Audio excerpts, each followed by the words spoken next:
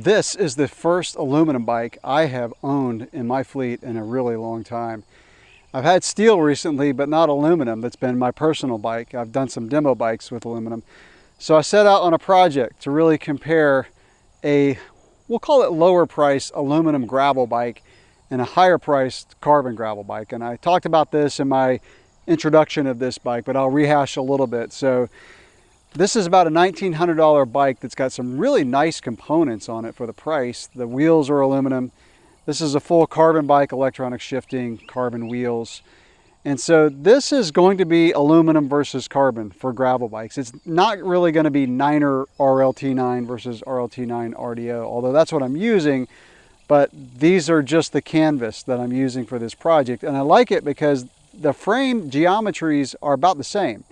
So really the main difference is frame material and components. So let's talk about it. First of all, I'll say that the ride quality of the aluminum was much better than I thought it would be. I had an aluminum bike about 10 years ago, gravel bike, and it was good, but it just felt a little harsh. Now, I will just a little side note here. My first real road bike was a Cannondale back in a long time ago. Down tube shifters. That's how long ago it was. That thing was the harshest riding bike. I'm surprised I still had fillings in my mouth after that race season because it was terrible. I got rid of it. I got a steel Mozzie, still with down tube shifters, but man, that thing was a dream compared to that Cannondale. So aluminum has changed a lot.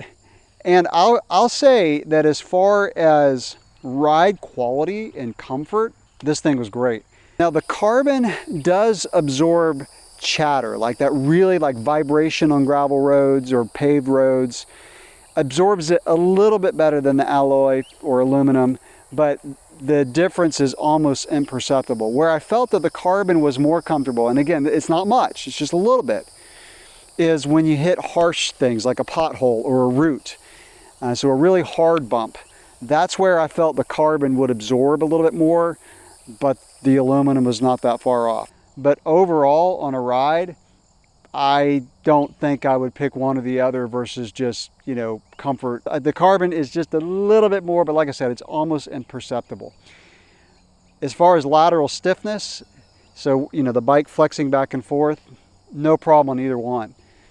Probably if you put it in a lab and, did some lab tests, the carbon would be stiffer, but I didn't feel like this thing was slow by any means for sprinting, getting out of the saddle, up a hill. It was great. Now, granted, I'm on the lighter side, right? Well, I'm probably medium weight. After I've started lifting weights, I've put on like 8 pounds, but that's all good. My wife likes it. But I'm 153 pounds, 152. So if you're much bigger, over 200, yeah, maybe you might notice some flex from the aluminum, but it's really, both of them were plenty stiff laterally. It's the components where you're going to really notice a difference between two bikes like this. One a lower price bike and a higher price bike, so 5,000 versus 1,900. It's the shifting where you're going to have the biggest difference. Now, I'm not going to say better, because this SRAM double tap, I love this stuff. Shimano GRX, I love how that shifts.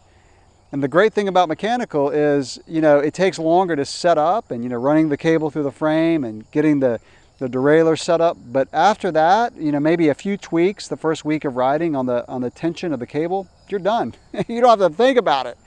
Whereas electronic, I've had so many rides where I've head out and I'll be like, oh, did I charge the battery? Now, granted, it does last a couple months, but I had one event where I was heading out and I got the little notice on my Garmin that said that the battery on the derailleur was getting low, and I'm like, So I went back, and fortunately I had another bike with the battery. But anyway, my point is, electronic shifting is really not, to me, like much better. I do like it. It is an easier shift, less pressure when shifting, but the mechanical, it just shifts well. They're both precise. Like mechanical, doesn't drag, doesn't, skip gears. It's smooth. Now, I will say I like the carbon bars on this bike, the carbon bike. They both have Easton bars. They both have a flare. The carbon flare I think is a little bit more, not much. But I really like the way that carbon bars feel like when you're pulling hard on the bars. I can notice a bit more flex on an aluminum bar like on this bike, but like I said, it's not much. The carbon bar just has a bit more steering precision and it absorbs chatter a little bit better than aluminum. To me, the biggest difference between these two bikes is the wheel set.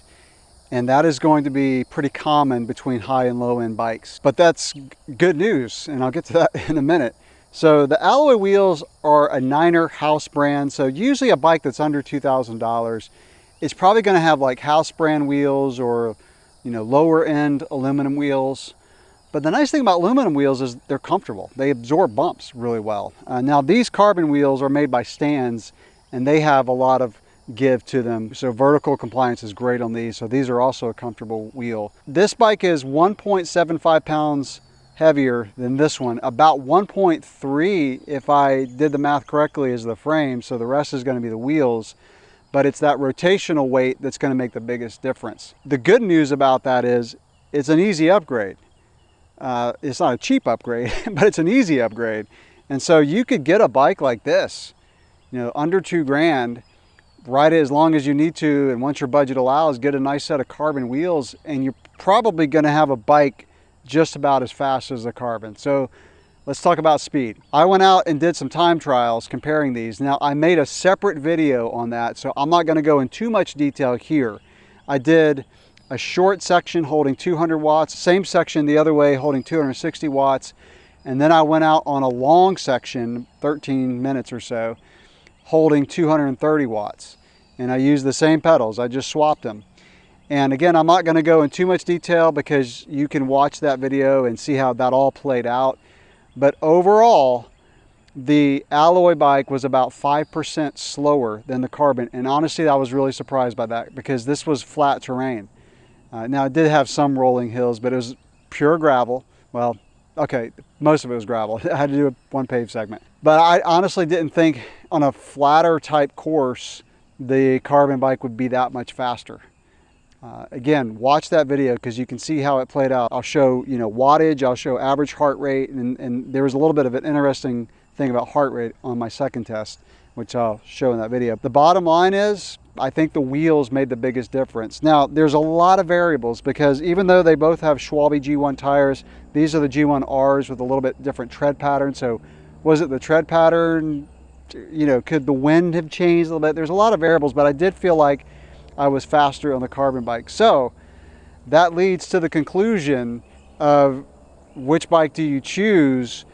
And if you're not being competitive, like you're not doing fast group rides and you're not racing, man, this bike rides great. I thought I was going to make this video and say the aluminum rode harsher, and if you really look for comfort, get the carbon.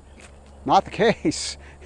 This aluminum bike rode great. Now, I can't say that about all aluminum bikes. The carbon over hard stuff was a little bit more comfortable, but wasn't a big deal. So if you're not being competitive, this bike is fine. Now for bike packing, I would, number one, I wouldn't get a very expensive bike for bike packing. So this one is perfect for bike packing. I prefer a metal bike for bike packing, whether it's steel or whether it's aluminum. Now I have bike packed on a carbon bike, RLT9 RDO, not this one, but another one, and it was fine. Like it did fine. I'm getting more into it, and this is going to be my bike packing bike or my steel hardtail. Now, all that being said, it is nice being on a lighter bike, even if you're solo.